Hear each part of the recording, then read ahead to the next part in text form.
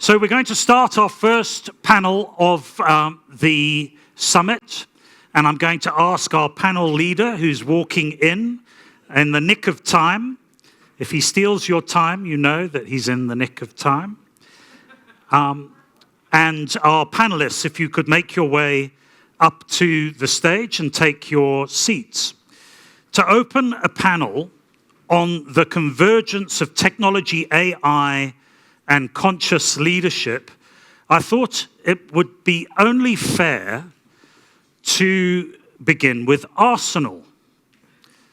According to BBC Sport, Arsenal's first Premier League title in 22 years was helped along by a message about a boat, a fire at the training ground, and an AI TikTok song. Oh my goodness me, look at that. And the socks, Michael? Oh, I knew I could rely on you. Please don't show us your underpants. I know that's happened before, but let's stick with that. So, back to my intro, Michael, if I may. A message about a boat, a fire at the training ground, and an AI TikTok song. Strange ingredients, perhaps, but clearly, as Michael Judin will no doubt confirm, this is what conscious leadership looks like when it finally gets results after 22 years. Behind the humor is a serious leadership point. Technology and AI are no longer external tools sitting outside of the leadership system. They are now shaping how we see patterns, make decisions, understand people, build culture, and act at speed. But AI does not replace leadership judgment. It tests it. So today's discussion is not really about technology versus humanity. It's about how leaders bring together three things: AI to expand insight, human judgment to create meaning, and conscience to guide consequence. That is the real convergence, I would suggest. And with Michael facilitating, we can expect at least one thing. If the conversation drifts, Arsenal will somehow still be on top of the table. Michael is an unwavering champion of conscious leadership and non-executive chairman of the Conscious Leadership Academy. Please give Michael and our panelists a big round of applause and welcome them. Over to you, Michael. Thank you very much. I was going to start by telling you that most of the speakers gathered last night for a dinner, and we had a very intense discussion, and one of the things which we asked was AI to do is to analyze the brain, the mind, the heart of anybody who doesn't support Arsenal. But Slavin won't let me tell you what the result is. We have been given 30 minutes. We're running late, so I'm going to go straight into the questions, but I just want the panel, I'm sure you know everybody, but just quickly a swing around, just your name, not the story. The name is Alec Mutlane. Thank you. Lionel Moyel. Richard Firth. Slaven Gajovic. And Rowan Gillis. No, he's not my brother.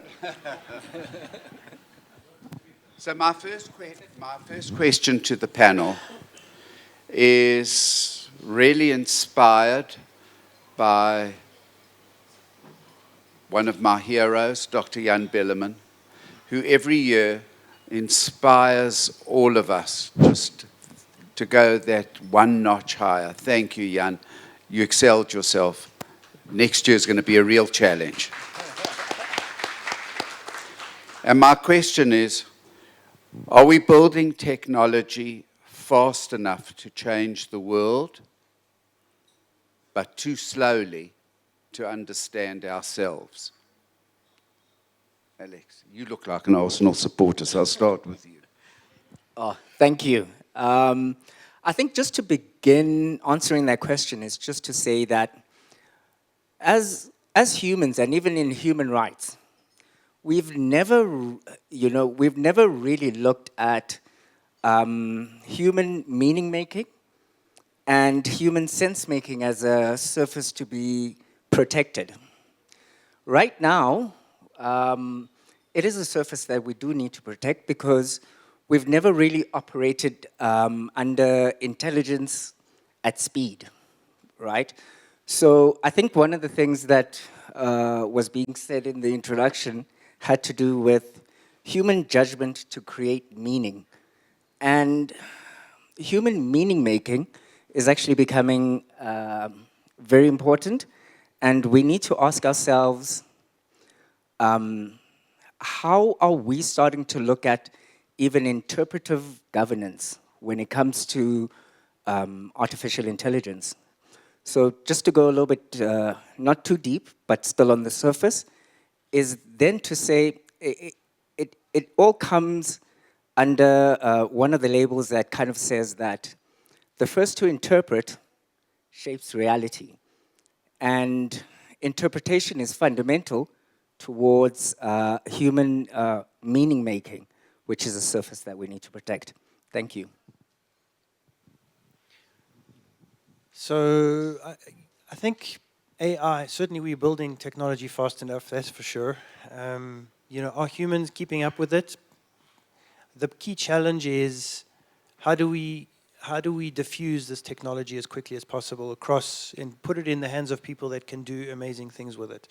The key challenge, I think, well, if you think of the major opportunity is that AI can be the great equalizer.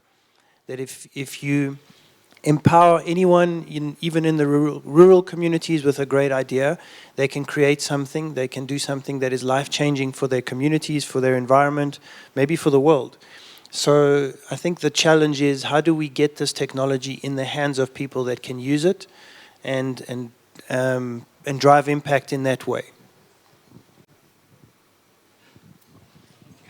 Sure. Never an easy question. I'll give you an example, I think, is our department or Ministry of Communication, which is our tech ministry. I'm a programmer, right? I need to understand what's going on under the hood. And our communication industry just sent out their next document leveraging what we're meant to be doing, and it was all created by AI, and a lot of it was junk. So where's the hype? We've got proponents of this huge AI engine that's going to consume everything, and then we've got the real world that we live in. And I'm afraid I'm not just there yet, where I think there's a long way to go. That's why you're seeing $1 trillion needed to build the infrastructure to allow us to use what's going on. So we just took a simple one of our systems and said to our program as well, go and rewrite the system. Number one, they couldn't. There is an example, and obviously I search the internet. I'll go and get my information from AI. There is an example where where a company has built a system of 32,000 lines of code. We deal in tens of millions of lines of code, and they stress it's a POC. It's not a productionable system. So yes, AI understands English. It knows if you miss a full stop. In programming, if you miss a full stop, the program doesn't do what it's meant to do. So it can go and relate, let me look at 10 billion lines of code and see if it mimics the line of code you just written, and is the full stop there? No, it isn't. You've got a mistake. It's AI driving historic data to make a decision. And for me, in management, and I think Doc Jan really spelt it out well. Managers in tech, in industry, have answers. But remember, to give an answer, you need the question. You don't start off in AI with it giving you the answer. You've got to give it a question. So someone has to have an idea, and that will help you build on your idea. So our whole business is designed, we're a tech business, we're designed around human in the loop. You have to have someone managing what's actually coming out of the thing to answer the questions. I think that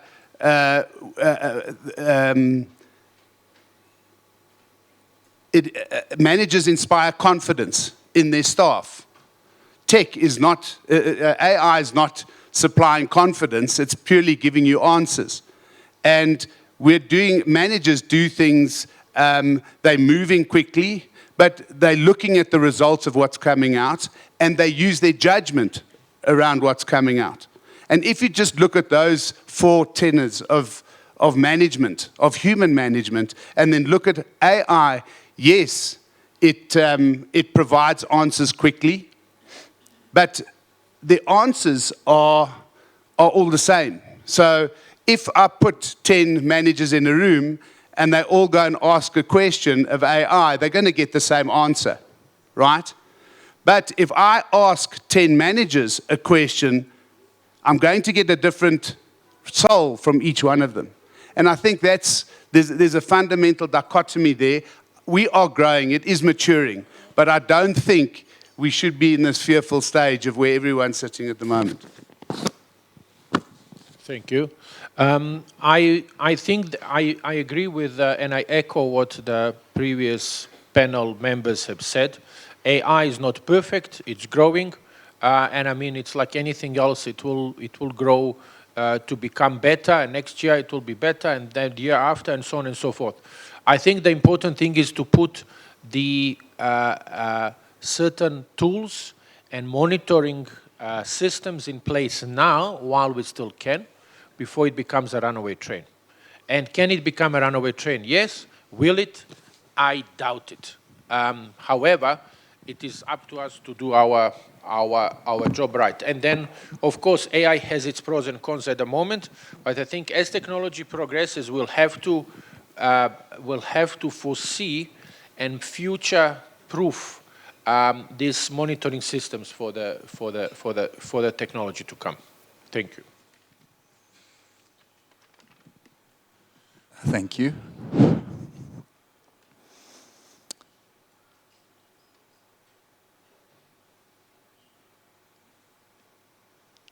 I sense that the question is a subset of the human hypnosis that is evident on the planet, and it's evident and alive and kicking in this room.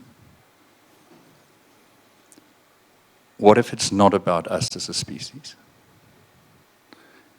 There was a time that I've lived in this country where the color of my skin was disproportionately paramount. There are times and places on this planet where my sex applies equally. There are times and places on this planet where my sexual persuasion applies equally. The same possibly will be said of us and our relationship with this alleged artificial intelligence in a very short moment. Our orientation at the moment to AI verges on the equivalent of racism, sexism, genderism, etc., etc. Our immaturity, our naivety that this is all about us. This is human-centered, human consciousness. The consciousness does not belong to humanity. It's an adjective. Human is a fractional, systemic subset of consciousness. Consciousness moves through us. It moves also through every single sphere of this planet, whether it's the geosphere, the hydrosphere, the cryosphere, the biosphere. It is now emerging. It is being extruded, just as the biosphere was from the abiotic. It is now being extruded out of the anthrosphere, out of the homosphere. That is consciousness, possibly seeking a superior, more systemic expression.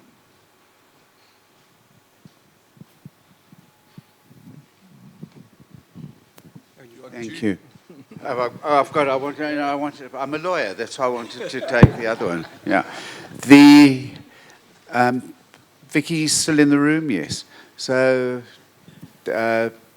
Vicky's colleague and myself wrote an article which got a lot of traction, we spoke about reverse mentorship. We think of mentorship as somebody older training somebody new, and the thrust of this article was that in today's world, the real people in the household who understand AI are those that we've dropped at school. And so every person, probably over 25, should have a mentor to be able to help them through this journey. So when AI first burst onto the scene, a much younger Lionel became my reverse mentor. The aging's been through trying to teach me AI. But my recommendation is to that question is that every one of you in the room over the age of really understanding AI should have a mentor, somebody who really does understand it, as I was blessed to have Lionel, who over these years has helped me understand it, and the questions are posed from that perspective.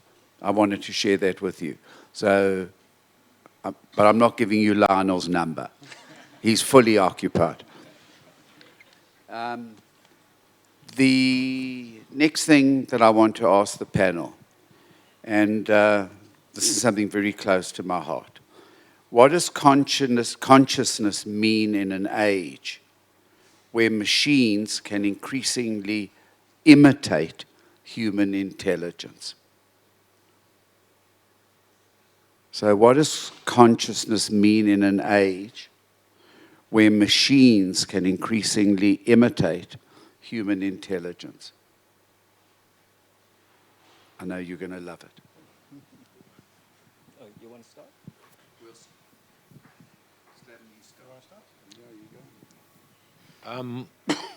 So obviously, in my view, obviously the imitation is not the original as such. But of course, the lines will get blurred very much where the machine is acting, talking, advising as if it is conscious. In the meantime, it is all based on algorithms.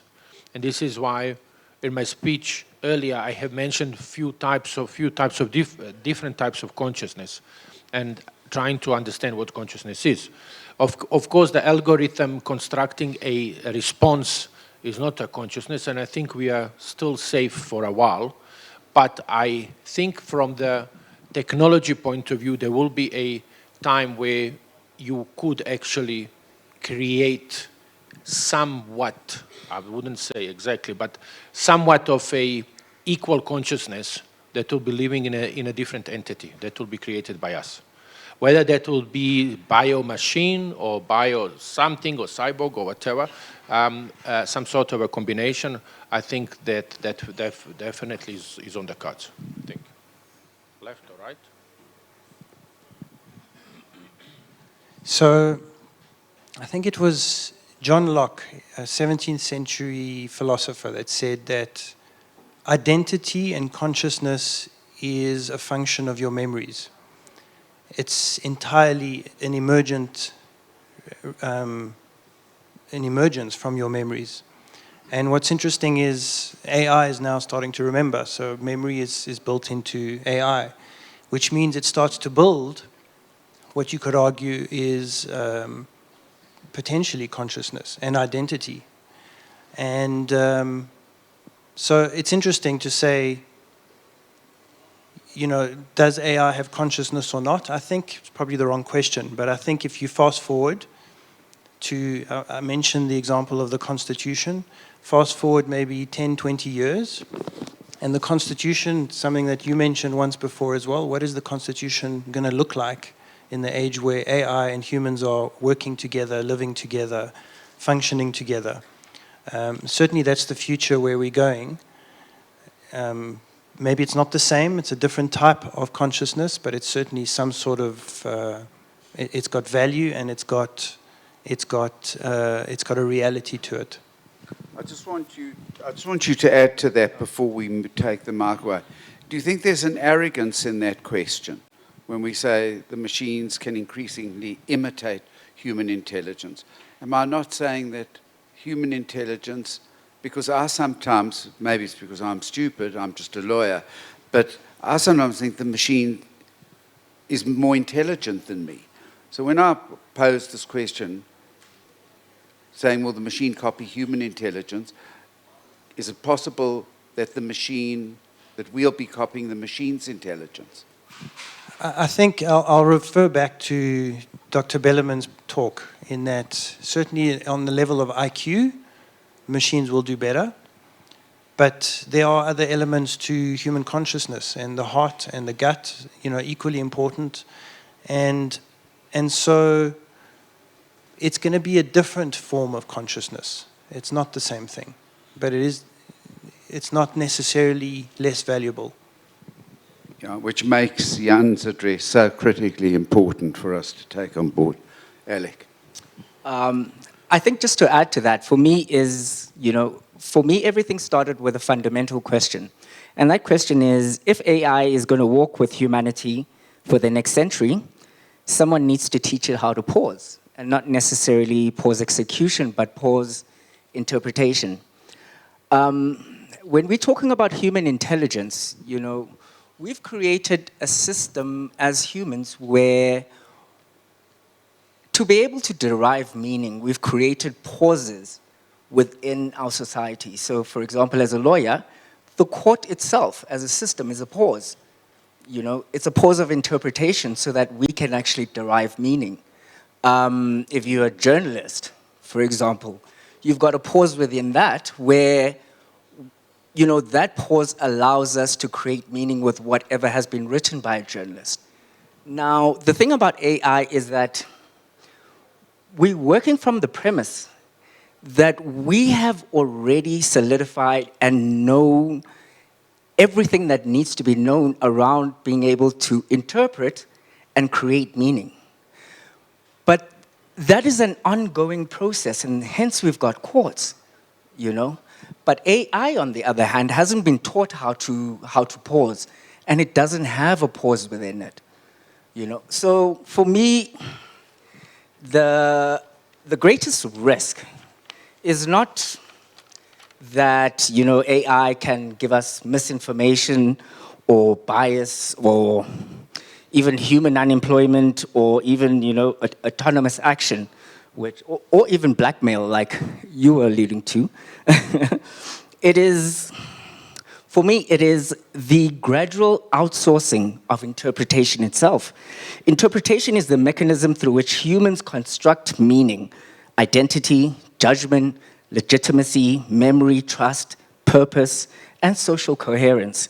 So once machines begin to shape interpretation at scale, they begin shaping civilization upstream of decision-making. So conscious leadership, to me, becomes an interpretive responsibility, not only what are the answers that we are getting out. Thank you. Thank you. Yeah, so once again, I think going down to what AI does and doesn't do, it can only do what the data underlying it is allowing it to do. So I'll give you an example. We had two business analysts, one inside one of our clients, a very big customer, one MIP, write us an analysis document using AI, two different tools, and give us an analysis document of a process. The one came back with a phenomenal outcome. 80% of the process was documented. The other one, in our big customer, only 10%. We thought, wow, how can there be such a difference in what the AI is actually telling us? And the reason was our big customer have put guardrails in place that AI may not venture outside the organization. It may only look inside the organization for its answers. Where we used the total available data span to get our answer back, which was fundamentally different, right? So you can't just say, what is AI going to do? Because it depends on what source of data it's got. Now let's look at regulation. You guys have all heard of a thing called PPIA, protection of your personal information. That information may no longer be used in just ubiquitous data sets. You've got to understand what can go in and out of these data sets, what can be stored in them. So I still think there's a collision course coming for what AI is able to use and predict for you personally and what is actually in the data set, in I don't know what the ether data set that sits with your personal information inside there. It's not actually so straightforward. Yes, it can be intelligent, but has it got the information to do what it needs to do to tell you who you are, for example? That's a really good point.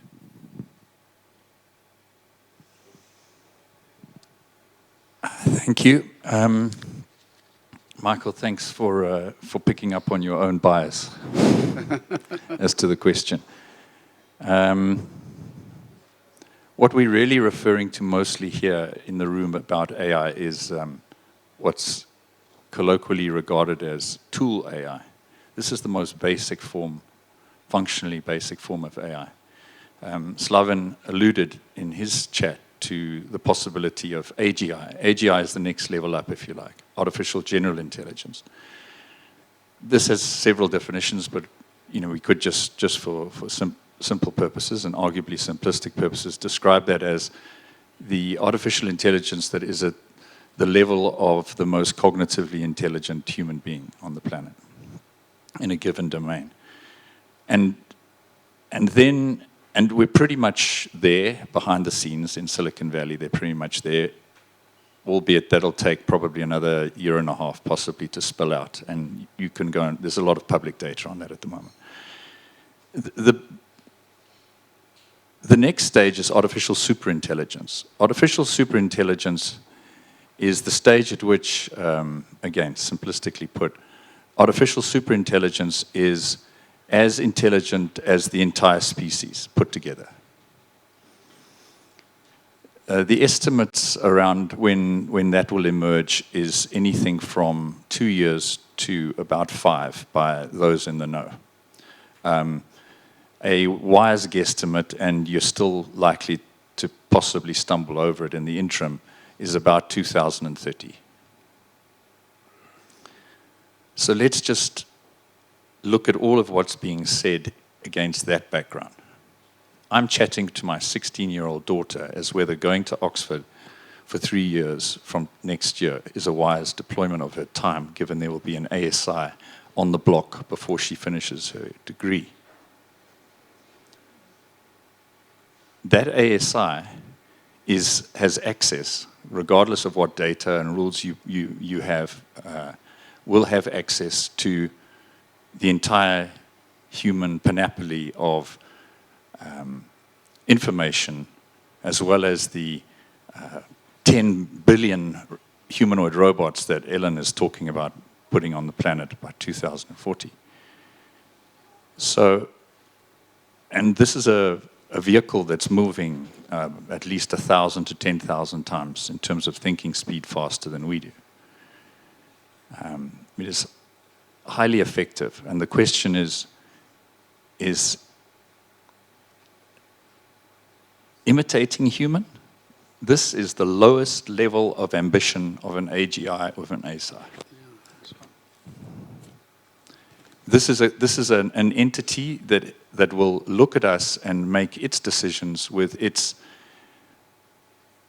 infinite capacity. Remember, at the moment in Silicon Valley already, 70% of the coding is being done by AI. This is AI that is being also duplicated, triplicated, quadruplicated, right, over a period of 24 hours, moving at that speed to solve a problem. This is not something that we as humans can compete with. The larger questions are around how is that embedded, which speaks again to Jan's point and others. If this AGI come ASI is primarily unconscious relative to the people who are coding it, looking after it individually and collectively, so that also means geopolitically, then we're likely to have an intriguing time as a species, which might unlock my reason to you practically is don't identify too strongly with being human. because it is an extinction level possibility. Well, I think every Jewish husband will tell you that his wife knows more than anything about AI anyway. So my final question to you, how are we doing with time, Adam? Okay? My final question to you is this. Could humanity be outsourcing not only labor and decision-making, but also meaning morality and identity?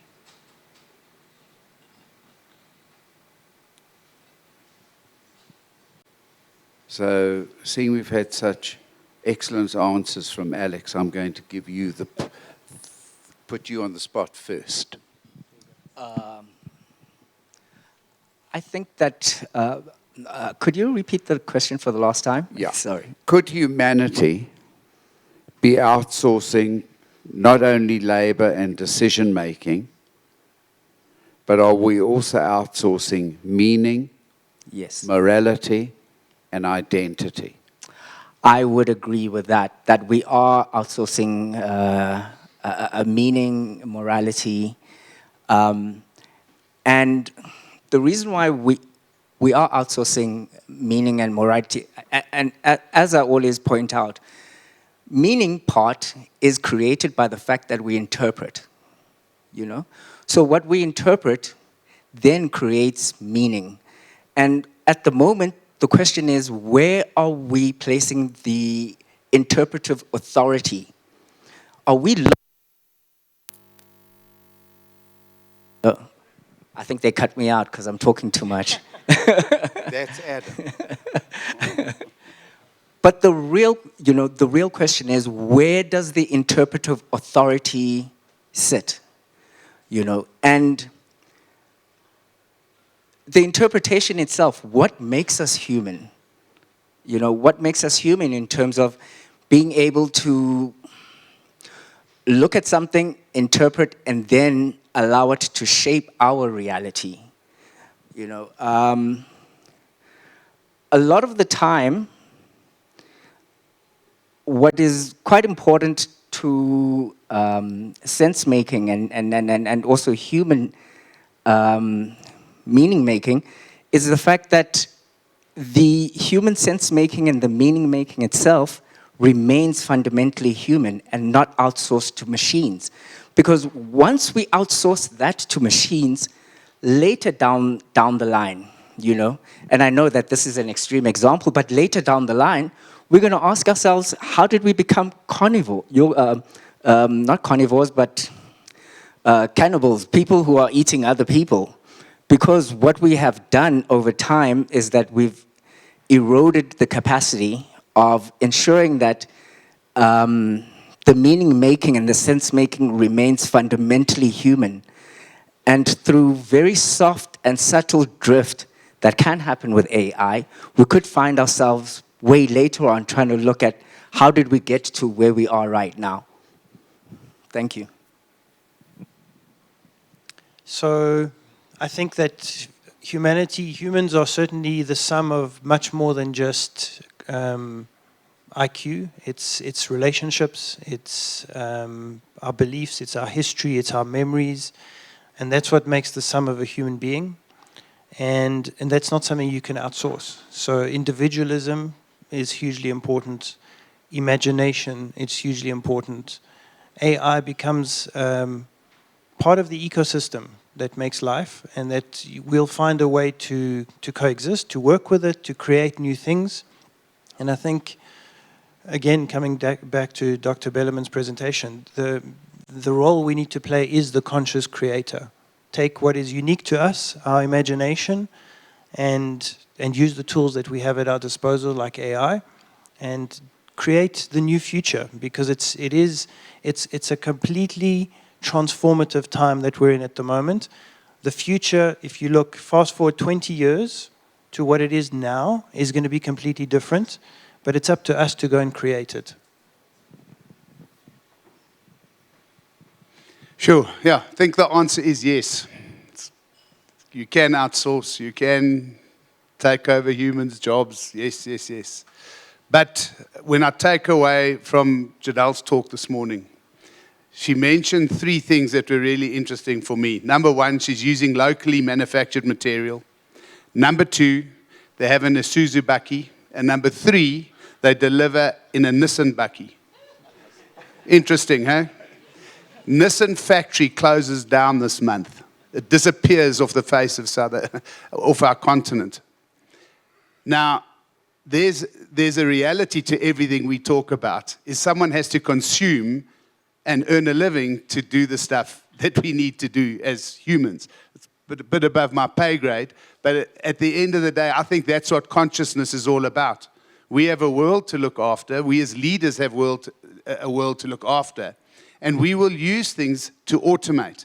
But, you know, the things that I read, once I've automated and I make a saving, do I put that saving down to my margin, or do I put that saving to giving my customers a better service for the product that they're actually buying from me? And that's going to be, I think, the ultimate question that each one of us as leaders are going to have to answer. And if the answer is automate and give to margin, then we're going to get Nissan and Toyota and Isuzu and VW and some BMWs and some Mercs that are all manufactured in South Africa, disappearing, and the long line of industries, just like Jadal's factory, where she supplies stuff in there. And there's the end of the world. So, somewhere between there. That was excellent, Rich. I agree, and my answer would also be yes, but I think it can be also a multidimensional question. While you're asking about morality and identity, you could also look at the previous technologies that have been adopted and used by humans. And if you look at a cell phone, for argument's sake, let's say you're 1982 you're going back to 1982 and you tell yourself, I'm now from 2026, we have all this technology, we have internet, and we have cell phones, and wherever you go, you can talk, you can read stuff, you can send photos. And this 1982 user goes like, wow, so what are you doing with it? Yeah. No, we talk. Yeah. Okay, what else? We send photos of each other. Like, okay, what else? That's about it. Yeah. So what I'm trying to say is we have technology that we are underutilizing, and it's in our pockets. Yeah. Okay? Remember the first landed on the moon. Let's not go into a question whether it landed or not, but officially landed on the moon. A shuttle was less able than your washing machine today. Your washing machine today has more processing power than the shuttle that landed on the moon, and the thing came back. So not only landed, but it actually came back. So I'm just saying that underutilization of technology may leave humans in a position where we are not only utilizing it to our full extent and to our benefits, but also utilizing it for things that may not have been first in its plan, including moral or amoral things and so on and so forth. Thanks. Rowan, I'm going to have to ask you, I've got Adam there telling us we've run out of time, so I'm going to need you to give us the Reader's Digest version of what you were going to say. Sure. So arguably the biggest issue with AI at the moment in Silicon Valley in particular, but worldwide, is the so-called AI alignment issue. And the AI alignment issue is, how do we align AI to human morality and values? Now, the 74% of species that we wiped out in the last 50 years, they're chuckling at that one. You know, the 4% of wild animals left, you know, out of our 96% mammals that we've put on the planet, those 4% are also chuckling at that one. Because the reason why we can't solve that issue is, to Jan's point, it's a human issue, right? We don't have the morality. We don't have the ethics. We are not consistently applying that, right? Because we are not sufficiently conscious. And therefore, we go round and round in merry circles. And it is literally an impossible issue to solve, arguably. So I think this possibly the cosmos is saying, guys, you've had 200,000 years at this. Your evolutionary biologists, your adult developmental psychologists are telling you that you haven't evolved much over that period. I think it's time to outsource. Just before, as we close, I read something lovely the other day. They asked the first man who landed on the moon, what were you thinking about as you were approaching? And he answered that the production department put every part on this machine out for tender, and everything that's constructed with was the lowest tender of all. I hope we get there. Thanks very much, guys. It was fabulous.